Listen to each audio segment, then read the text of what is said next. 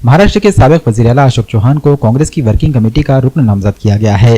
इस मौके पर कांग्रेस पार्टी के लीडर वाजिद अंसारी ने खुशी का इजहार किया है। वर्किंग कमेटी में अशोक चौहान को शामिल किए जाने पर कांग्रेस लीडर वाजिद अंसारी ने इन्हें मुबारकबाद पेश की। मिलती उसी को मंजिल है जो संघर्ष करना जानते हैं। कुछ ऐसे नादान हैं अभी तक कहाँ वो आदरणीय अशोक चौहान साहब को पहचानते हैं।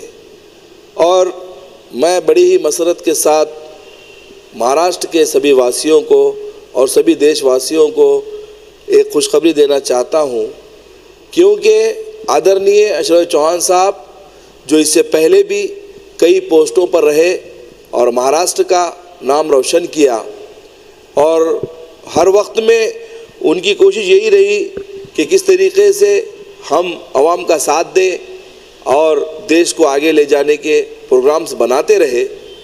पिछले वक्त में भी आदरणीय राहुल जी गांधी जी ने जो यात्रा निकाली थी उसी तरीके से और महाराष्ट्र भर में यात्रा निकालने की तैयारी में हमारे नेता लगे हुए हैं। लेकिन आज जो मौका मिला है कि पहले आप राज्य मंत्री रहे, प्रदेश कांग्रेस कमेटी पर रहे और 2 बार मुख्यमंत्री रहे, खासदार रहे, बांधकाम मंत्री रहे और भी कई पोस्टों पर आपने काम किया है।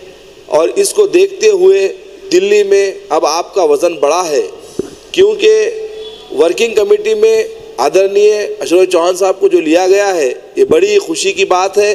सभी महाराष्ट्र के नेतागण, सभी कार्यकर्ता में एक उत्साह है, क्योंकि इस कमेटी के अंदर में आदरणीय पूर्व मुख्यमंत्री, पूर्व प्रधानमंत्री हमारे मनमोहन सिंह जी है, सोनिया जी गांधी है, राहुल जी गांधी है, खरगे साहब है और भी कई नेतागण है।